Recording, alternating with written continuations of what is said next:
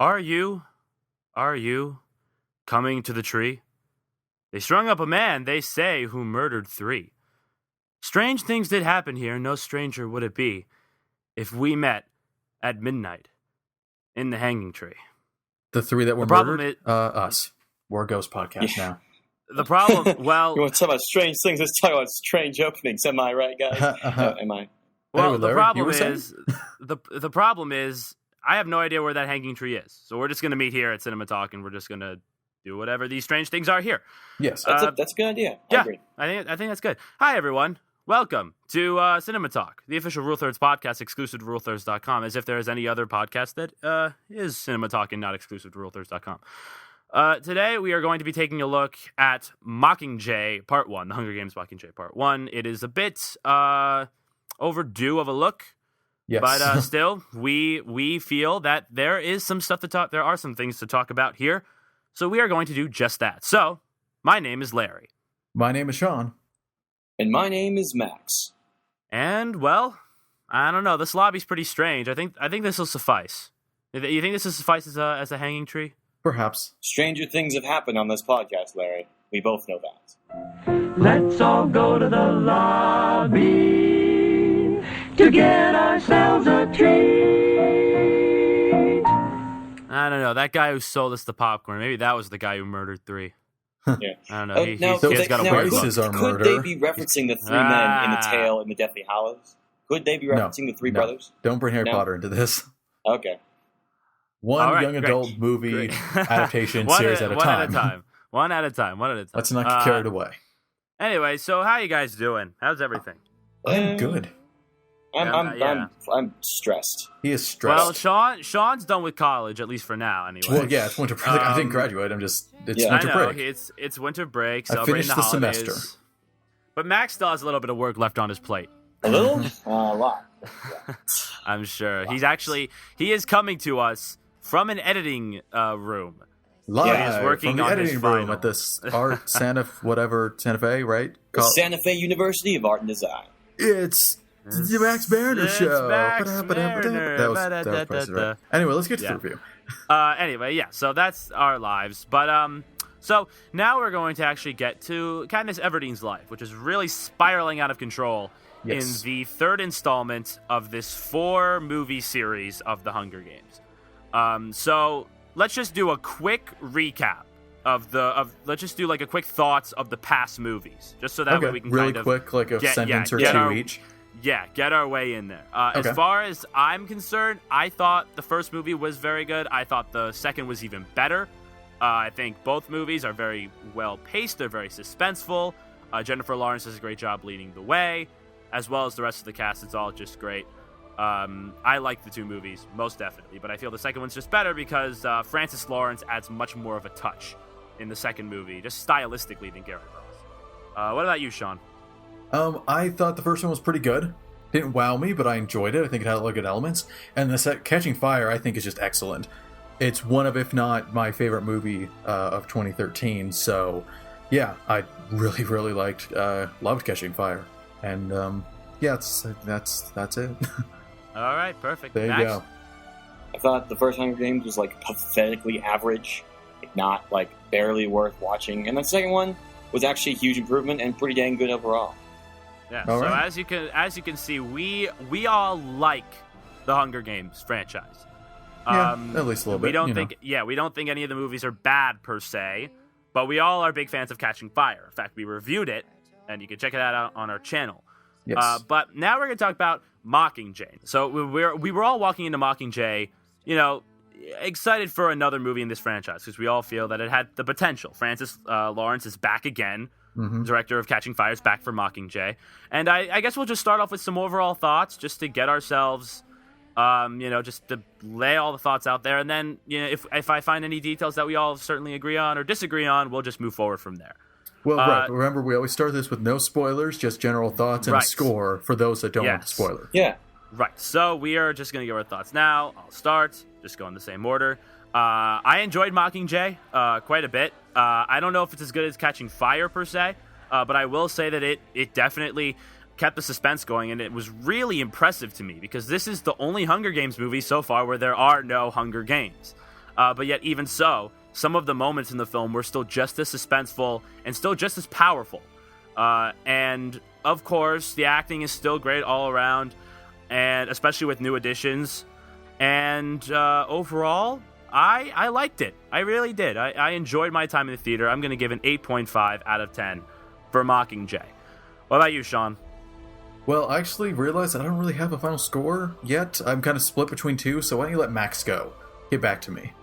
All right, well, we're going to get back to Sean, and we're just going to go straight to Max. Okay. This is going to come this kind of weird, but Mockingjay completely knocked me on my ass and surprised me.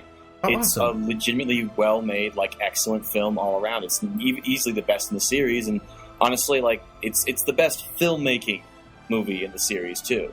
It really impressed me. There's only one aspect that really drags the rest of the movie down, but the only reason for that is that the rest of the movie is so good, it sticks out like a sore thumb, which is kind of a good criticism you can give. Yeah. And I'm going to give it a 9 out of 10.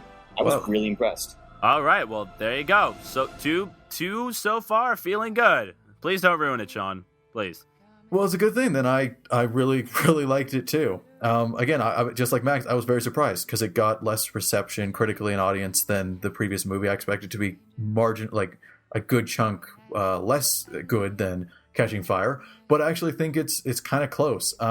It has a lot of themes, real world based themes, and it's much more meaningful than most young adult movies we get nowadays. It was superbly directed. I don't think there's a single moment that felt off. I think all the performances were good, and I think it actually made use of its, part 1, part 2 split to do a lot of slower character work and not to just be so cramped to get everything done. I think it took full advantage of it, and it was just, I cared. It was pretty intense. I cared about what was happening next. I was very interested, so I would give it an 8 out of 10. All right, we got an 8, an 8.5, and a 9, which pretty much goes at an 8.5 average. So we all like it. But now that we've gotten our overall thoughts out of the way, this is our official spoiler warning. Yes. So if you guys have not seen Mockingjay yet, which would be a little odd at this point, but if you haven't and you're really, really anxious to see it, don't listen past. But the moral is go see it, as far as that's concerned. Yes. But let's just get started, because I think all of us agree that the themes in this movie are really good, and the direction of such themes are also good. So I think I want to start off with that. Mm-hmm. As I mentioned earlier in the podcast, one of the main things that makes Catching Fire better than the first Hunger Games movie is the director, Francis Lawrence, as opposed to Gary Ross. I feel Francis Lawrence has much more of a stylistic edge, and you really can tell that there was a mind behind these themes. And I especially thought that Mockingjay was interesting because, there's a lot of talk right now, just overall in the media about, just authorities and how we can't trust authorities with things like Ferguson really going on. Strangely well-timed movie. Yeah. I know. Same with Selma, am I right, guys? Oh, yeah, definitely. Yes, definitely. I felt that. I don't think, and the best part is that I don't think they planned for this at all. I mean, obviously they didn't plan for it at all. So I feel that it was, what Sean, you were saying about this real-world application stuff, I feel that really does fit well. Yeah, I mean, it's a movie about propaganda and controlling large groups of people with a unified message. That's what it's about. It's about keeping the fire going. Right, Mockingjay isn't some that's the name she gets for, what her brave deeds. It's the name they give to this icon of the movement. She's the Mockingjay. And the movie is about that, especially this, where there's not a whole lot of actual war going on. I assume part 2, we're going to get a lot of combat. We're going to get the takedown of the Capitol. I'm just assuming, again, I don't know. I haven't read the books. But in this case, this movie is just the build up to that. It's just, we need to sway the people to help us in this upcoming war. It's about propaganda. It's about controlling people, and that's a really important theme, and it handles it so well. I was surprised how well it's handling this, and now there's both sides to the argument, and it's just so much more thoughtful than most young adult. Like I said in my overall thoughts, it's so much more thoughtful than young adult has been getting the reputation of being. Whether or not it's true, this should kind of tell people, no, there's some real world stuff here. There's some actual discussion to be had. I mean, of course, it's nothing groundbreaking, but it's there, and I appreciate it a lot. Anyway, recently, recently I've kind of like noticed that like we as human beings just like we like to make things simple, and as a result we like to make icons out of things. Like, you guys ever notice that? How we always like to make icons of certain movements? Like we use one picture to describe a war, or we use one person to describe an entire movement, and we can see that a lot in the news these days. And I think Catching Fire does a great job of capitalizing on that, because it's so like it's very much focused on not like it's not about making a hero, it's about projecting what a hero is to the people and getting their attention. Yeah. Right. Yeah, I agree. And I really liked actually how they did give the Capitol reasoning. Like, it wasn't just some easygoing, one-sided. Obviously, Katniss and the Mockingjay Rebellion are the obvious great side. I mean, obviously, I'm not gonna side with the Capitol, but I mean, I think I keep forgetting the name of the guy who plays President Snow. Donald Sutherland. Donald Sutherland. He's such a good. He does such a great job in that role, by the way. Yeah.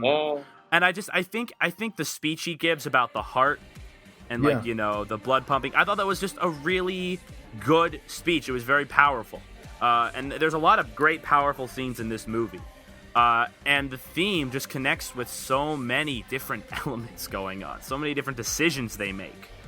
Especially with how, Katniss tried. Yeah, I remember the scene specifically where they try to film her making a propaganda thing, and it just doesn't work. It's not genuine at all. It was fantastic. And then you actually get her in front of a camera, and it's great. It works. Everything works. At the same time, though, I do think those moments could have been better if they didn't like feel so scripted. Like, just her speech. I mean, that's, it's a powerful speech, but it does feel like she just kind of like it doesn't feel as like authentic as somebody would, because that's the whole point of like Katniss becoming like an icon, is because people can look up to her because she does things either on impulse or just like, it's not scripted. She just kind of goes for it, and that's what people admire about her. I do wish that segment, the fire is coming. I don't know how you would do it, but I wish it could have been just a little bit maybe like slower, a little bit like maybe she would like pause and think about it for a second, or just basically make it a little bit more candid, so as to convey the message that this is like her just thinking on the spot. I don't know. I see where you're coming from. Personally, one of the things I was just seeing this with a friend, and he thought that those moments where you felt they were a bit scripted, he felt that Jennifer Lawrence's performance kind of faltered there, in the ways that it kind of sounded. It just sounded a little too, formulated. And honestly, I kind of felt that way. And that's one of the main things that kind of just, it's a small nitpick, but there are some scenes I feel where Jennifer Lawrence is just not exactly herself, even when she actually has to be. Like in the scenes when she's in District 12, and 13 and 8, where she's, seeing all this violence happen. I feel that some of the lines are just a little too, like as Max said, it felt like it's scripted, and her performance feels like it was scripted. I don't know. Not all the time. I think Jennifer Lawrence gave the best performance of the series in this movie, which is good because she's had more time. The director's had more time, kind of perfect the character. And I don't think any of it felt out of place. I think the only thing that felt out of place was when they were giving her this cheesy dialogue for their propaganda film, and that was hilarious. How it just fell so flat. And so I think they did a great job making her bad. I always like the thing where you get someone who's clearly a good actor, but their character has to be a bad actor, and this had a little bit of that. It was a good comedy element in an otherwise pretty serious movie. Yeah, it's very serious, but thank God we have people like Haymitch to add some comedy into the mix. I really liked how Woody Harrelson handled the character here again. Yeah, and he wasn't in that much screen time wise, but he made the best of it. Which is unfortunate, but Elizabeth it Banks. was. Yes, of course. She's also a great character. I think she's much better here than the past movies. I don't know. Catching Fire, she had some great moments. I know, but I don't know. I liked her role. I liked her more subdued role here in Mockingjay. It was just it. I don't know. I think it felt more genuine, especially considering. Good, but... Yeah, there's no more ambiguous. I don't know. However it's not as ambiguous with her character. She's definitely on their side now, and she's definitely helping them. So the scenes where they, talk to one another, especially her and Katniss, they make such a good duo. Just how friendly they are together. There's some great chemistry going on. So we've talked about themes. Themes are good. Those are all check. But we've seen to kind of talk a little bit about the acting. So let's go to that next. The characters we have here. Now, I would just like to point out that Like I said, Katniss has improved, and Katniss has always been the focus. However, the two other main characters being Gale and Peeta... Oh, What? the worst parts of the movie. Why those two? No. Yes. No. Yep. Those two characters are the only problems I have with this movie. Okay, you're just wrong. A. B. Let me talk. Oh boy, here we Gale go. was improved. I never cared about Gale. I cared a little bit, you know. Yeah, it is cool. Yeah, he was time. fine. He had his place in the story. It was fine. Yeah. But I think Peeta kind of stole the show. I think Josh Hutcherson's performance was excellent. He stole the 10 and made it a 9. That's what he did. Oh, damn. What are you talking about, Max? Up. Well, first off, I mean, I still don't see it in Josh Hutcherson. I still think he's bad. I still think he doesn't really...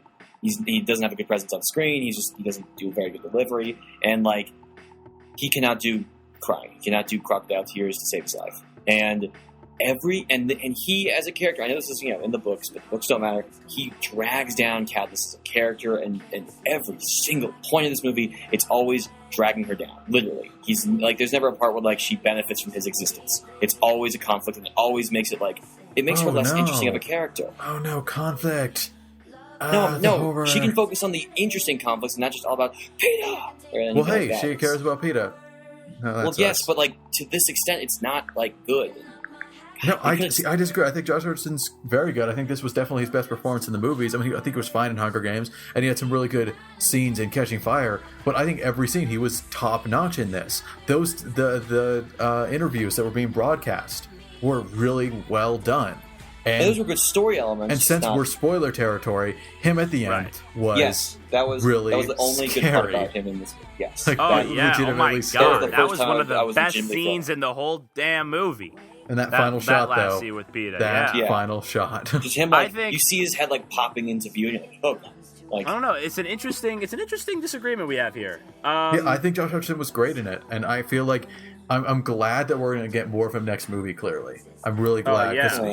I mean, what he got was great, but it was definitely his least screen time and importance of roles set, in the series. But I think he made the most of it. He's done his best work was in this movie, I would say, even though he wasn't on screen as long. Yeah, it's just like, I mean, obviously he's captured by the Capitol, so he feels like he really played it like somebody who was speaking for the Capitol. I mean, because that's just the character he was. We obviously didn't get to see that much real emotion. I always felt was right underneath the surface, and he showed that when he was saying these words, they didn't really feel genuine. Right. Except sometimes they did. And I thought that was very interesting. Sometimes I think he was genuinely scared and wanted the war to not happen. And that's why I think the movie was smart with its themes. I don't know if I want the war to happen. Because it seems to be kind of like she said, if we burn, you burn with us. Like, I don't know if this is actually what's best. And the movie, I don't think it's a fault that the movie never totally legitimizes the existence of the revolution for its own sake. The only reason the revolution is the good guys is because the Capitol is easily the bad guys. But why is this revolution good? We don't know. They give us no reason. They have no end game to create a better society. We don't know. And I think Peeta kind of has legitimate concerns. Anyway, I really like the character of Peeta. I don't know why, but I think this movie had the best role. Yeah, I don't know. I mean, I don't actually understand why you don't like him, Max. Would you like to elaborate? He just isn't good. That's why. And also because, but if we can get back to Gale real quick, there's never been any reason that Gale should be in these movies outside of just being fan service. That's pretty much it for the ladies. The third point in the triangle. Oh my god! And this triangle is so fucked up beyond belief, and it's so distracting from the actually interesting conflicts that Katniss faces. I don't think it's supposed to be a focus. They don't focus on it. They do one scene where Gale actively says relationship, and she goes, "No, go rescue my boyfriend." But it honestly, this isn't a triangle anymore, and I was glad that they kicked that. It's done. She is not going to go with Gale. She's not interested in Gale. So we're done with the triangle. And now Peeta's trying to kill her, so that's awkward. But I think Gale's out of the picture romantically, which is good. They wrapped up the love triangle, which I felt weighed down the other two movies, not this one. It's interesting, that I thought the same thing about the other movies. Well, Yeah, I mean, well- I don't think we're totally done seeing the love triangle. I think they might try to like bring it back a Don't little say bit in that. part 2. But here's the thing. Whenever you I'm talk about it, it just- only makes I'm- it stronger. I'm just saying logically. That's all I'm thinking. It will But I mean, hey, you never- could be right. It will never Right. reach Twilight levels, where like the Oh, yeah, entire of course not. conflict of a Yeah. movie is, she chose me. No, she chose me. We're not going to get that. Yeah, Like know. I said, this is way better It's than definitely most going to be young adults. downplayed as far as the other themes go. Like Right. the corrupted capital and And the that's- revolution and the rebellion. And that's what the movie is about. Like, we're spending Yeah. a little too much time, I think, on this. Like, it's touched upon, definitely. It's part of the main character, especially. It's part of Katniss, but the relationship doesn't matter that much. It doesn't, like, Yeah. I don't think it weighs down the movie. I don't think it's really a major thing, but it's there. I think it's done. I Well, I think mean, it's a there were- major thing, and these two characters are honestly just my only huge criticisms of the movie. Well, And I I hope mean, they both get killed in the first scene of the next movie. they that's- won't be. At least I know. I That's know my that Christmas much. wish. Well, What- I mean, what's with the negativity? Shut up, Max. Anyway, Larry. well, listen. I mean, the Katniss and Peeta, their relationship are a huge part of this movie. Yes, and I that's- think it they're works. a huge thing. I think there do was some also. genuine good moments in Catching Fire between the two. And to Right, see of it go course. so horribly wrong in this movie was I mean, good. I will. I mean, it was. I mean, while I was watching the movie and I heard that, when they had that scene right in the beginning where it's just like, oh, we need to make sure that you are the Mockingjay and everything. I'm not going to be the Mockingjay unless you rescue Peeta. Whatever. It's just like, well, we're talking about a lot more people than just Peeta here with this rebellion. And she goes, well, you should have rescued Peeta. I'm just like, girl, come on. Okay, come on, be smart. It just seemed it seemed a little out of character. But then I thought to myself, it's really not.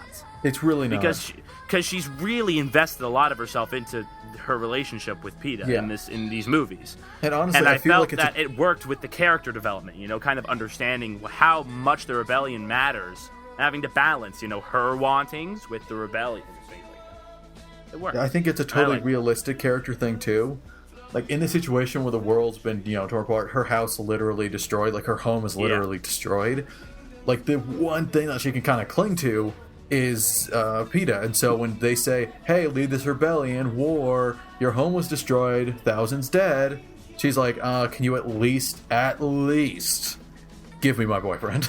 Like that was realistic. That was her one demand, and the cat. But that was her one demand. And the cat. Also, Anyway, that we scene should where they're move on from that scene where they're rescuing Peeta, by the way, also probably one of the best sequences in the film. Yeah, that was very good. Very good. Yeah, Right.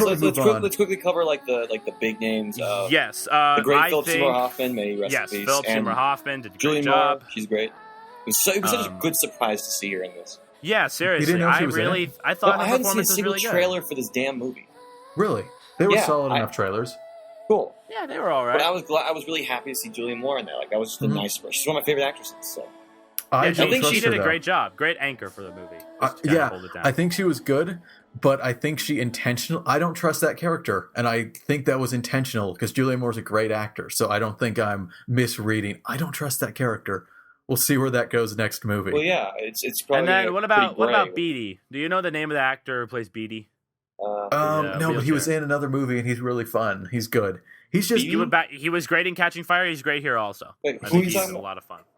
The Beatty, the guy in the wheelchair, glasses, creates the arrows. Oh, for that Katniss. guy. Yes. yeah. Yes. He just has this likable. I don't know why Yeah, he is he so does. likable. He is just a genuine likable guy. I like him. I don't know. I really like him. Yeah, he's a It's a likable guy. likable I out of like 10. him. I like him. I like Well, him. yeah, he's There's likable. nothing I'm else. just gonna like him. And then of course also- Donald Sutherland does a good job. Yes, very yeah, villainous. Elizabeth he's- Banks does a good job also. Oh, come on. He's As just. Effie Trinket. He's the perfect amount of over the top. Yeah, I think maybe it would have been benefit if he wasn't so over. Like if he wasn't over the top, if he was a little bit more subtle. By the way, I speaking don't of know. subtle, That's not did you as notice, I just noticed this. His last name is Snow, and Cannon's all about catching fire. Fire melts snow. I just caught. But if you melt too much snow, the water will put out the fire. Oh snap! Surprised you haven't made a Jon Snow Oh. reference to this so far. Damn. Well, I'm gonna get there because Natalie Dormer is in this movie. Oh, She's yes. from Game of Thrones. She was Oh. not in it that much, but she was the director going around with Katniss. Oh. She was solid, right, you know. right. She wasn't given too much, but it worked. I think it worked.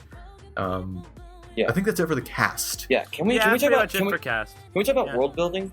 Like yeah, let's talk because about Billy. that's probably my favorite part of the movie. Like Really? Yes, like I love the two scenes that didn't have any characters, that just had like people doing, like those were awesome. You guys remember the one in the forest and the one at the dam? Those were amazing. Well, yeah, that I don't think that was world the building dam for me. scene is great. I love the dam. It's a movie that revolves around cause and effect. Like that's all. Like this movie is entirely about cause and effect, and those exactly. effects. Maybe I don't know if that's world building, but I want. Yeah, no, those were my forest. The forest scene is probably my favorite scene in the movie. Maybe just because it was really intense, surprisingly like and it was, hardcore. it was intense, but it was also like it was triumphant. It was like yes. Yeah, but also with that cost. I think it works really well. I think. Well, okay, go ahead. World reinforcing. I'm trying to think. Well, I mean, that. Yeah, obviously reinforcing. I mean, this is just clearly examples of people joining the cause. But what I really like about these scenes is that they're very powerful. They're very well shot. They're very well edited.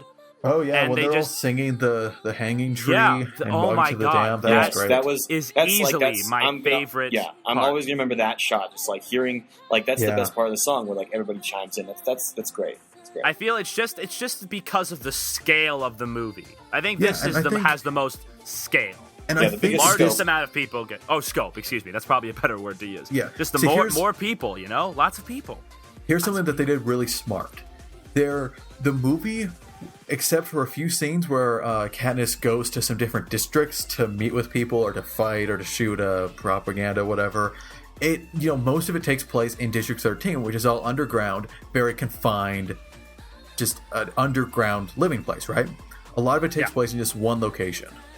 However, everything that's done in this one singular location is influencing all around. And so I think it's a great dynamic to have your main characters pretty much in one location, moving around every once in a while, sure, but mostly in just one very confined, restricted location. And then it shows how big that is. And then you get the scenes with no named characters in them, doing really important things. It is about cause and effect, and that's part of the whole, it's about propaganda. Mm-hmm. Yeah, I think it's a great dynamic, and that's why I think I kind of want to talk about this next, if you guys don't mind. Couldn't we say that this podcast is propaganda for the Mockingjay? We're telling people to go see it. No. Propaganda is like created by the... no, it's not propaganda. Technically, it's anything... Everything positive isn't propaganda, Max. I think that... Well... Your tweets about Nintendo, that was a borderline, sir. All right, borderline. So I just think that the scenes are very powerful. They involve a lot of people. Yes. See, I want to bring up something. That large amalgam of people that kind of... It's just like... Because there's so many people and you're thinking about the whole cause, I think, Max, you do have a point with the world building. Because like one of the best parts instead of just being Hunger like, Games everybody must be like hearing this, they actually show that everybody's catching on to this and everybody's catching the fire. Yeah, because I feel that I agree with you in the fact that world building is one of the best parts of the series as a whole. I think the first movie did a great job with that. Second movie did a great job with that. And here, I don't know it's a great, but I feel that the third movie doesn't exactly focus on it as much. Yeah. It's much more thematically involved. But that's why it's so great. It still does a great job while also focusing on other things. See, this third movie has the benefit of being in the world the first two built. Because again, the first two were pretty almost, like a huge part of it at least, either very restricted in the capital or in the games themselves. And now she's totally away from that, and she can actually be in this world that was built. How many districts did we actually see in the previous two movies? I mean, she and Peeta gave some speeches at them. She was in one. She lived there. But that was about it. Wow. Now she gets to go around to meet a bunch of the people living there, and we get to see just on their own, like the dam scene and the forest scene. We get to see more of the world. So I think instead of world building, Max, it's more like world existing, where we previously hadn't really had that. Yeah, it's good. They built it, and now we get to see it fully. They built it, and now we get to see it crumble to the ground. Yeah. There's a little bit of crumbling to the ground in this movie. Mm-hmm. That's kind of a good segue. Can we talk just story in general, like how it moved? Good beats, stuff like that. Story, pacing. I still think the writing needs some work, but it's still very good. And I appreciate all the visual metaphors. Did you guys see the visual metaphors here? Actually, everybody could because of how force fed they were. Did you guys notice this? Ones? The elk in let's see. There's the elk. Oh yeah, elk. Yeah, drinking the water, and that was the cat with the dot. I mean, those are both great. That was great. But like, And I think do feel like maybe maybe they didn't have to like explain like what that meant to us. Yeah, but You I know? feel like I don't know if the whole audience got that right away.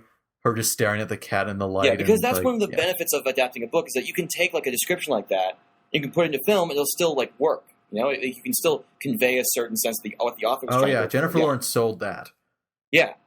Yeah. When it was so funny, haha, the cat, and then she realized, am I just like, are they using doing me exactly and just what make the me capitals dance do? Yeah, around? And and that's why I suspect there's something else going on. I haven't read the book. I don't know any of this, but I suspect something's going on in the Avoid spoilers rebellion. because I have friends who have read the book and they tell me that shit hits the fan, bro. Yeah, I It expect just as gets much. nuts. Yeah, and that's why I'm okay. Yeah, no, we'll not do spoilers. I don't want to say much more. No spoilers. No, yeah, No please spoilers. don't spoil it for us, please. Spoilers for this movie, not for the next one.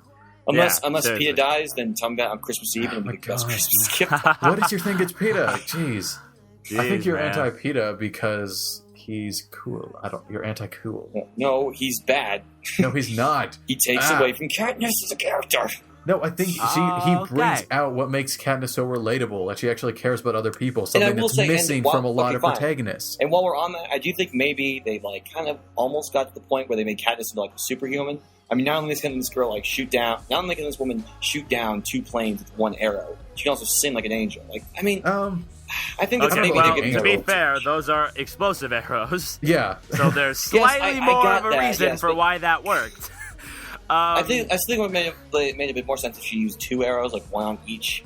But like it said, like she hits 1 and like 1 just But so wait. happens to crash into the other instead No, of Gale the shot other. the Wait, other no, Gale as well. shot the other one. What? So anyway, this isn't important. I want to bring up what I thought of the story as a whole, really quick. Okay, yeah, sure. Yeah, sure, go You know, ahead. kind of important thing to bring up. Personally, I thought it was a tad slow, a tad long. I think the pace could have been improved a little bit, My friend and it said could have the been a little same shorter. exact thing. My friend said the same thing. I was sort of funny. disagree. I agree that the movie was slow, but I didn't mind it at all. In fact, I really liked it. It was able to but take that's its the time. thing. Well, that's the thing. I opened this podcast saying I'm glad they got to do slower character stuff. I still think the pace itself, it can be a slow pace, just not quite that slow. You can still have your atmospheric things. You can still have your character like just dedicated to exploring the character scenes, just maybe a little faster. You know, I don't know. It felt I was sitting there and I realized, this is a little long, a little slow. But it wasn't like I was sitting there going, checking my watch. Geez, when's this over? Mm-hmm. Not even close. It's just a minor thing that I think as a whole could have been picked up a little bit. You know? I also like how they used a lot of like interesting, maybe not actual logic in the real world, but they use like really interesting ways of like using the world and the future technology. Like I think one of my favorite scenes, one of the things that I actually like, I was watching with my girlfriend and I just do 2 fist bumps in the air. She's like, "What the fuck are you doing?" You were in a packed theater.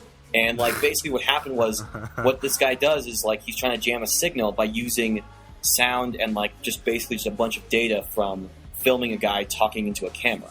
And he used that to jam all the signals. And I think that's fucking brilliant. That was cool. It's one of my favorite that's like the good kind of what like Christopher Nolan does. Like he brings logic to movies. I really liked what they did with that. I guess we're talking about story and pacing. I feel that the movie obviously, but it just has a tendency of making some scenes much slower than others, and that's obviously intended. The scenes that are meant to be slower are slower, and the more fast-paced, suspenseful scenes, which are done fantastically, by the way, there are was some obviously faster. good action scenes here for sure. Oh my god! And the fast I thought there stuff were works. some great And ones. there are that's the thing. I don't want to sound like every scene I was like pick it up, but just some scenes I felt dragged on a bit more, and the movie as a whole, I don't know. And it's again, this is like I would bring it down like I don't know, not a full time, like 5%, just like a 5% faster. Just that little bit. Just that extra push. They just go into Premiere and just press speed up by 1.1%. And just like talk a tiny bit faster. Damn, my audio levels are spiking. No, like I remember, my friend does not like this film, and we were walking out of it, Really? and I was like, and he just doesn't like it. He's one of those people where like the book kind of skews his view a little bit. But what happens is, not every movie's like that. But whatever. So I was talking to him, and he's like, "Come on, can you name any great scenes of this movie?" I'm like, "How about the dam exploding? How about that thing where the doors were shutting and Katniss had to go back for Prim and then go back down? There's the hanging tree with all, oh wait, that's the damn scene. But still, just the part where she's singing is great. The silence and just I was like, oh god, this is gonna sound bad, and then she actually sounded really good. I don't know why. Yeah, I expected her to sound very bad. Organic. And then there's also the scene where they're all in the woods, and the guys and the peacekeepers are shooting great. everyone down, but yet they blow everyone up. That was like a moment. There's of so many great moments in this movie, and I knew that there were going to be some great moments right from the trailer. When Peter goes all freaking Hulk on. Well, the first trailer that came out showed some really powerful stuff, and I'm like, all right, I'm in for some great did stuff. Anybody else get the feeling that he was like injected with like the super serum? Like seriously, like he just like took Katniss by the. Well, no, I just think he was complete. Like they talked about him being completely fear motivated. Now that was just 100% adrenaline. Yeah. Okay. All right. That makes sense. It's by the way, yeah. By the way, guys, real quick, cut this out. Am I spiking too much?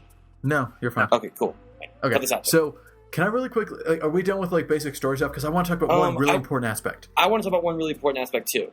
What is it? The part oneness of yes, exactly.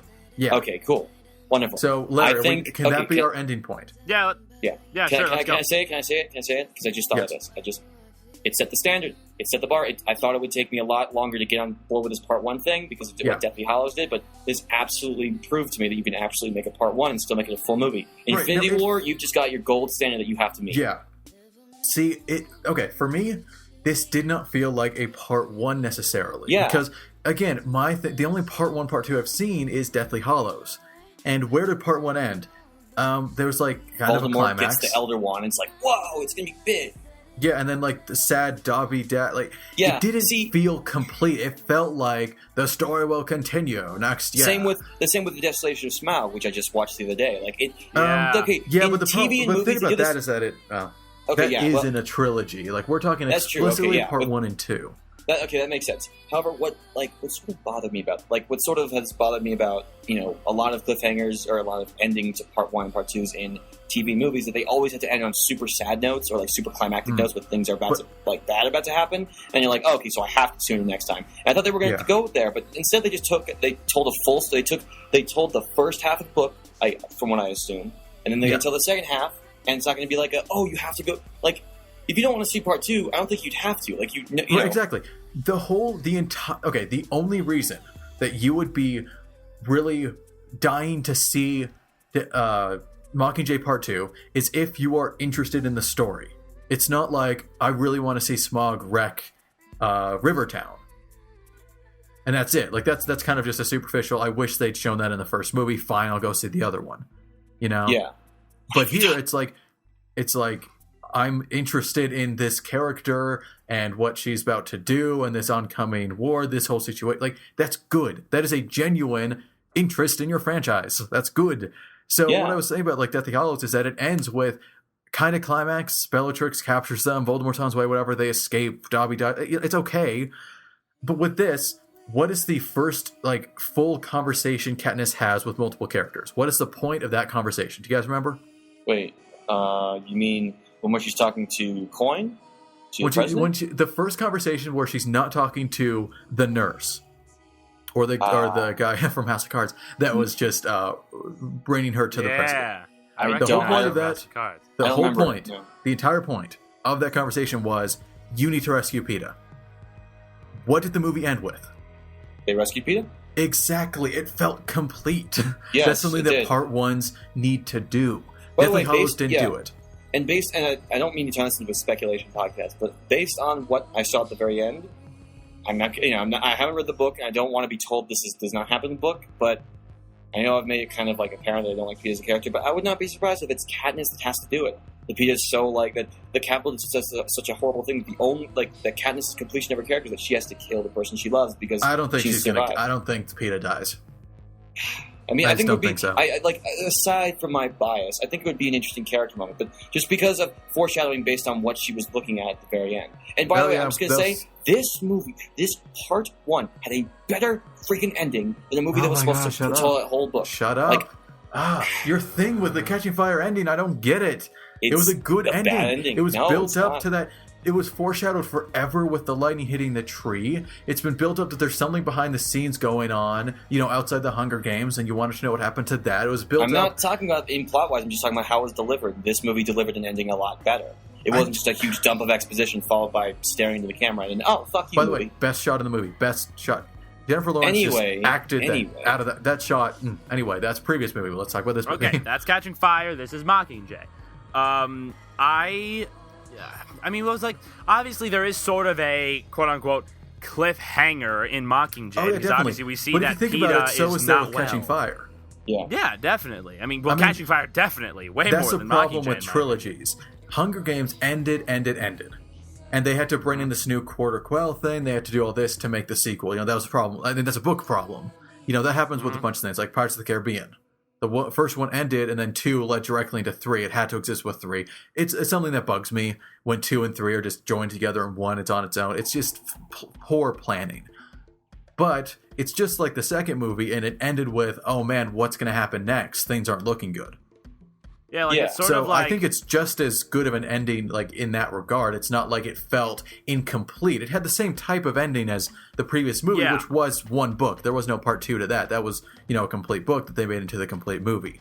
So I think the ending is good. It found a good place to stop. Essentially, is definitely. Again, like I said, the first conversation is what happens at the end. It does it's good really, and it does sort of feel complete because we do get a good ending here. We get a huge climax, then we get time to simmer down. And then we're just given a hint of what's going to be happening in the next movie. Right. And obviously, I feel that if anybody's interested in the story, they obviously are looking forward to part 2.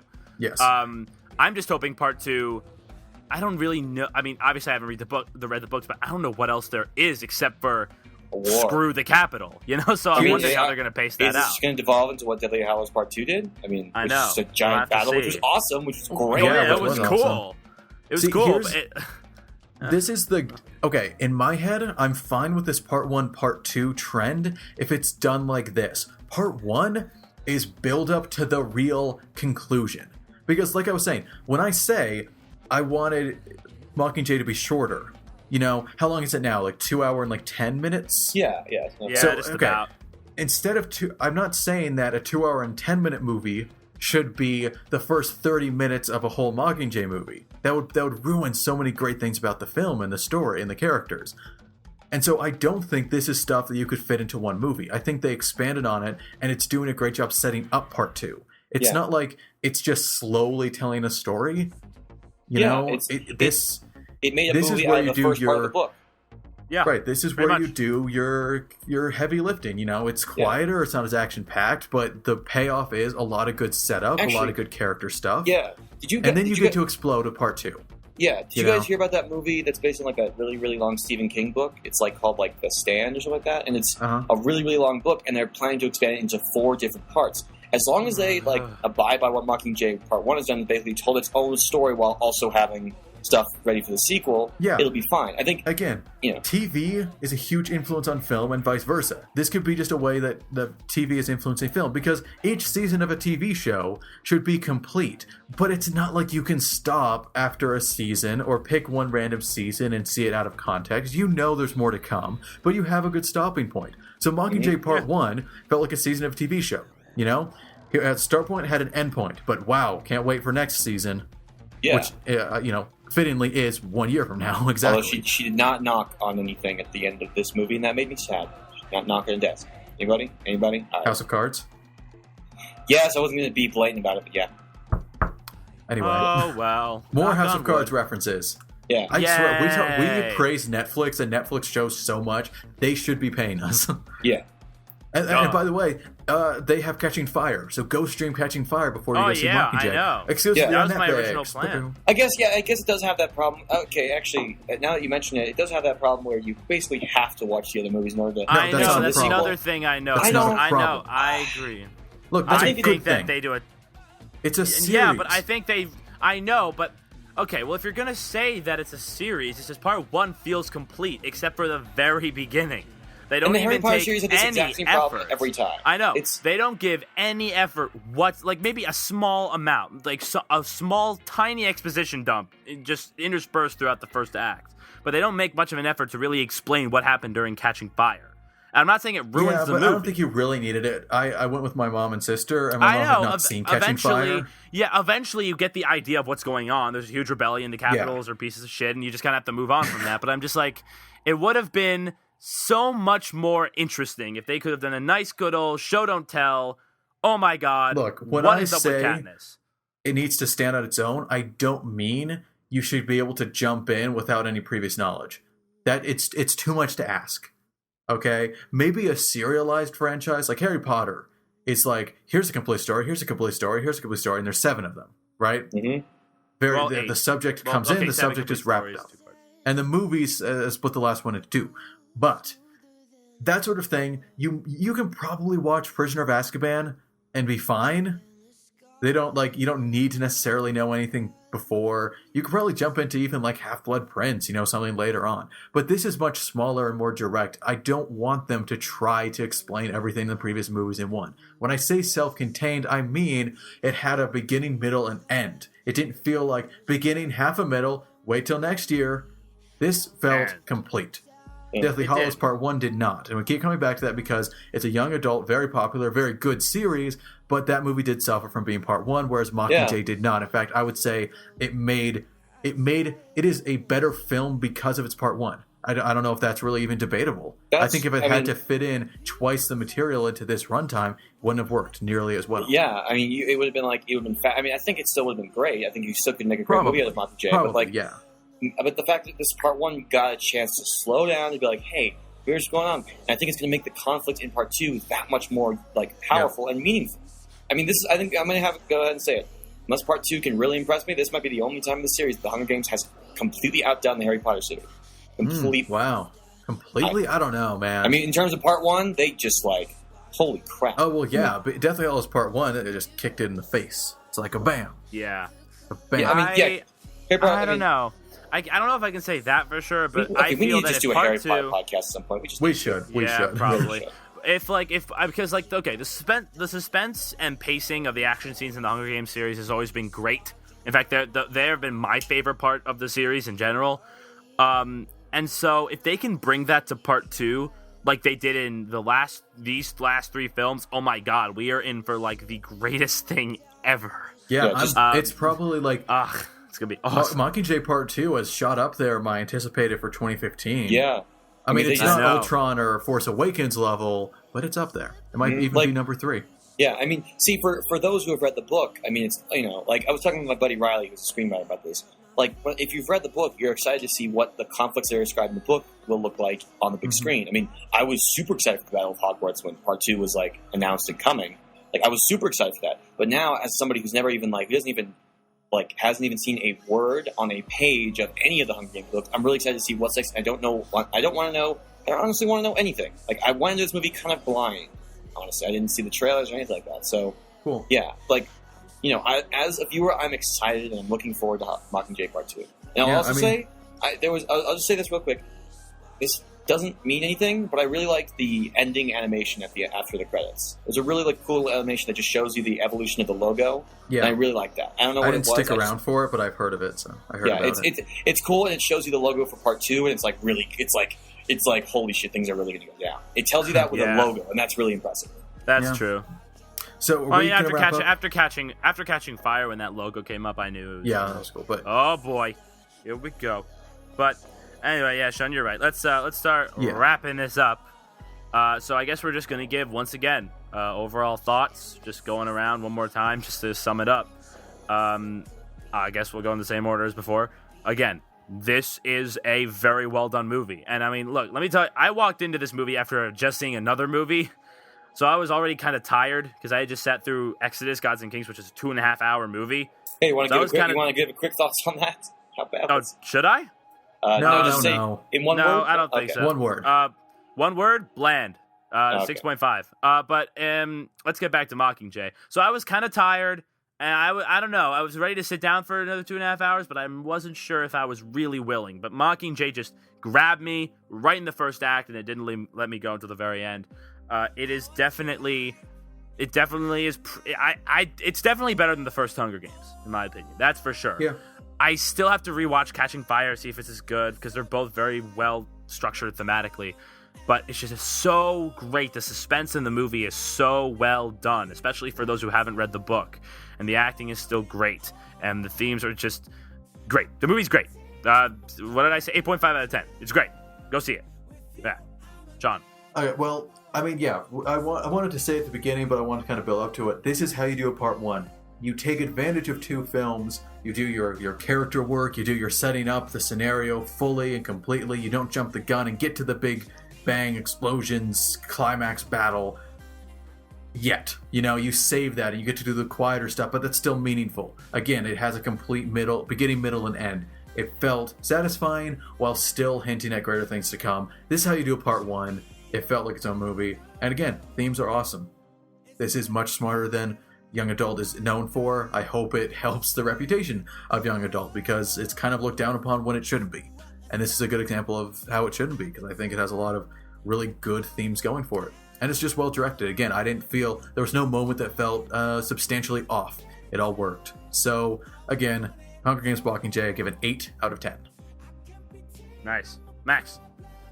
I was very, I don't, I try my best to not have expectations for movies. I just kind of go in blind. But, I guess I still have expectations for series. I just did not expect that an entry from the Hunger Games would just knock me on my ass and make me so, excited for the next movie. This is a legitimately excellent film with great filmmaking techniques. By the way, real quick, great parallel editing. Excellent parallel editing sequences. Definitely, yes, especially the climax. Yes, but, we had, again, I'm not a huge fan of some of the characters, and the writing is still getting there, but I think as a whole, this is an excellently made movie with a great score, too, and it's just, it overall just fits so well. I'm just hoping that this reign of improvement continues and Part 2 becomes something truly special. But until then, The Hunger Games Mockingjay Part 1 gets a 9.0 out of 10. I thought you were building up to increasing your score. 9.0. Yeah. Yeah, well, it's still 9. So, 8.5 average. We all like it. Y'all should go see it if you haven't already. But if you haven't already, why'd you sit through this podcast? We spoiled a lot of stuff. Man, we're just blathering on. Why did you listen in the first place? Yeah, stop seriously. it. Dude, get out. Life is short. Please. The door's right there. Well, dude. wait, okay, well, like and it's subscribe. A push. It's not a pull door. It's goddamn. Like and subscribe, and then get out, and then maybe watch other episodes of our podcast because those are also pretty good. So, by the way, guys, anyway, why don't we say what's next on the docket for cinema? I was about to say. Well, I don't know. There's this movie it's not a big. It's just like the Hobbit. last ever Tolkien movie that's ever going to be made. So it's not that big of it. It's like a small movie, kind of independent. We're going indie. Indie. Yeah. It's like the last. Zach Braff as Bilbo. So guys, again, we're reviewing Battle of the Five Armies. Everyone knows. I'm super excited because I'm actually seeing it in 3D on the XD screen in a high frame rate, and I am super excited. I think I might be doing that too. I'll be seeing it in 3D at least. But all right, I'm going all out. Yeah, I want to try. There's this is pretty much the only time we can ever do that, right? There's no other way you can watch the 48 frames per second Hobbit movies. Nope. So we'll compare notes on that experience. Yeah. Mm-hmm. So next time, it's not going to take us 3 freaking weeks to get out a review of it. Nope, it'll be next CinemaTalk. It should be the next CinemaTalk. I'm seeing it on Tuesday. Yes, we will be taking a look at the final movie in the Tolkien saga of Middle Earth. It is The Hobbit. It's a big deal. The Hobbit: The Battle of the Five Armies. It's going to be a great. It's going to be probably going to be a great movie. Hopefully, and we're hoping. Given that I've never watched a battle that isn't just with 2 opposing sides, I'm really excited. 5 armies. Yeah, if you've read the book, it gets cray. It's how does the battle formations work with the 5? Do they have to make a pentagon? You will see how it works. It's gonna be groups Yeah, there's just groups just lining up, guys, getting ready to go. Let's end. Anyway, that's the end of this episode of CinemaTalk. Thanks for listening. My name is Larry. My name is Sean. And my name is Max. And what? Nope, still not the hanging tree. I don't think I'm gonna go to the hanging tree. I'm gonna stay people die over there, dude. You might want to stay away. I don't need that today. Mm-hmm. I don't tomorrow need that. Maybe, but not today. I'll pencil it in for Thursday. Good day. Goodbye. Nah, that was the worst. Should that just be our sign out? Everyone, we all do Sorry. Okay, stop. Let's all go to the lobby to get ourselves a treat.